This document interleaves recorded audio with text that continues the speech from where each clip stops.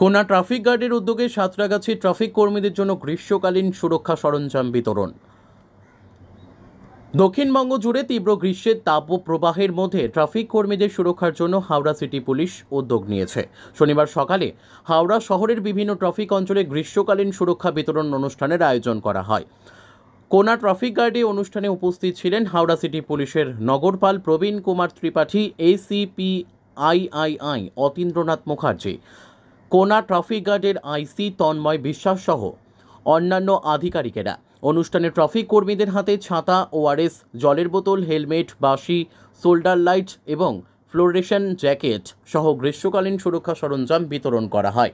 এই উদ্যোগের মাধ্যমে হাওড়া সিটি পুলিশ তীব্র গরমেও ট্রাফিক কর্মীদের নিরাপত্তা নিশ্চিত করতে এবং তাদের বক্তব্য পালনে সহায়তা করতে চায়। উল্লেখ্য, Howrah traffic guard, Golabari traffic guard, Dasnagar traffic guard, দ্বিতীয় হুগলি সেতু ট্রাফিক গার্ড সহ অন্যান্য ট্রাফিক অঞ্চলেও একই কর্মসূচি পালন করা হয়েছে।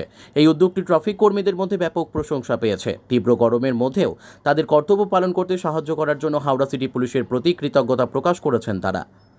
ব্যুরো রিপোর্ট, আমাদের টিভি। যদি প্রতিকাত্মক ওনাদেরকে সাহায্য করতে পারি যারা গ্রাউন্ডে ডিউটি করছেন। আপনারা জানেন এটা খুবই কষ্টের ডিউটি, এত সহজ নয়। এই রাস্তার উপরে হাইওয়ের ধারে দাঁড়িয়ে ডিউটি করা খুব মুশকিল আছে।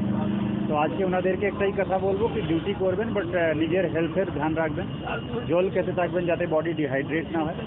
আর আপনারাও রিয়েলাইজ করবেন কি ট্রাফিকের ডিউটি হচ্ছে সবথেকে ডিফিকাল্ট, মুশকিলের ডিউটি।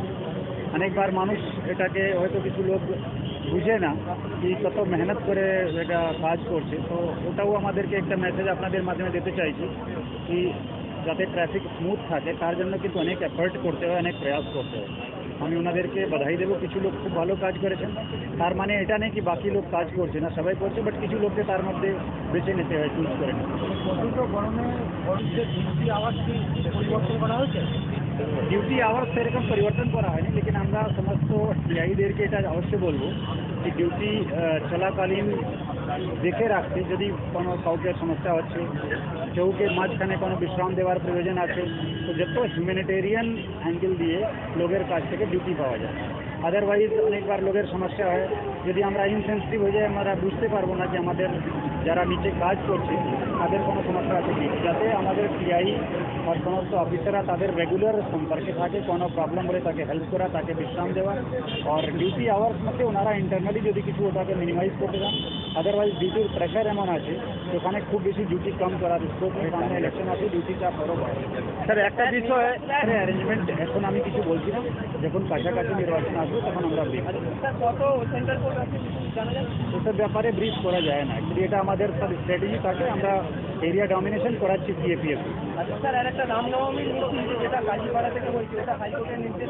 আজকে রামনবমী নিয়ে আমি